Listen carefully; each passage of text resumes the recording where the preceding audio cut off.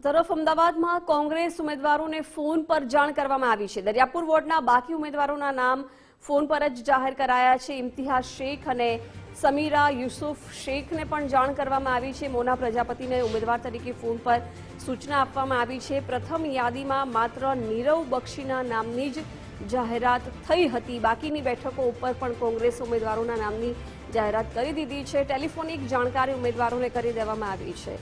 વિગતો સાથે સંવાદદાતા રાહુલ ત્રિવેદી લાઈવ જોડાઈ ગયા છે। રાહુલ, અમદાવાદમાં બાકી રહેલી બેઠકો ઉપર પણ કોંગ્રેસે હવે ઉમેદવારોના નામ જાહેર કરી દીધા છે। ઉમેદવારોને ટેલિફોનિક જાણ કરવામાં આવી છે। બિલકુલ, સ્થાનિક સ્વરાજ ચૂંટણી હવે ગણતરીના દિવસો બાકી રહ્યા છે। ફોર્મ ભરવાની તારીખ પણ અંતિમ એટલે કે 11 તારીખ છેલ્લી છે।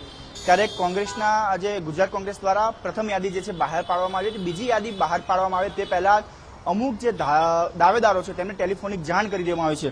જેમાં વાત કરવામાં આવે તો દરિયાપુર વોર્ડની અંદર જે ગત ટર્મની અંદર જે 4 કોર્પોરેટર ચૂંટાઈને આવ્યા હતા તેમાંથી 3 ને જે છે રિપીટ કરવામાં આવ્યા છે। એટલે કે નીરવ બક્ષી જે છે તેમને નામ પહેલેથી જાહેર કરી દીધું। ઇમ્તિયાઝ શેખ, સમીરા શેખ અને મોના પ્રજાપતિ, જે મોના પ્રજાપતિ શાહપુર વોર્ડમાં ગત કોર્પોરેશન ચૂંટણી લડ્યા હતા, તેમની હાર થઈ તેમને શાહપુરમાંથી હવે દરિયાપુરમાં ટિકિટ આપવામાં આવી છે। સાથે સાથે કોર્પોરેશન સાથે અમદાવાદ જિલ્લા પંચાયત હોય કે નગરપાલિકા તાલુકા પંચાયતની જે ઇલેક્શન થવાનું છે તેમાં અમદાવાદ જિલ્લા પંચાયતના પણ અનેક ઉમેદવારો છે તેમને ટેલિફોનિક જાણ કરી દેવામાં આવી છે। જેમાં ખાસ કરીને અમદાવાદ જિલ્લા પંચાયતનો વિરોચનનગર જે જિલ્લા પંચાયત બેઠક છે ત્યાં જયદીપસિંહ મકવાણાને જે છે એ ટેલિફોનિક જાણ કરી દેવામાં આવી છે। સાથે સાથે તે જે પૂર્વ જિલ્લા પંચાયતના સભ્ય પ્રભાતસિંહ મકવાણા હતા તેમના જ પુત્રને એટલે કે જયદીપસિંહ મકવાણાને ટિકિટ આપવામાં આવી છે। એટલે કે હવે આજ સાંજ સુધીમાં ઓફિશિયલી જે છે એ જાણ જે છે યાદી બહાર પાડવામાં આવશે તે પહેલા જ જે ઉમેદવારો છે તેને ટેલિફોનિક જાણ કરીને તેમને તૈયારી શરૂ કરી દેવાની સૂચનાઓ પણ પાર્ટી દ્વારા આપી દેવામાં આવી છે। જી બિલકુલ રાહુલ, આભાર જાણકારી માટે।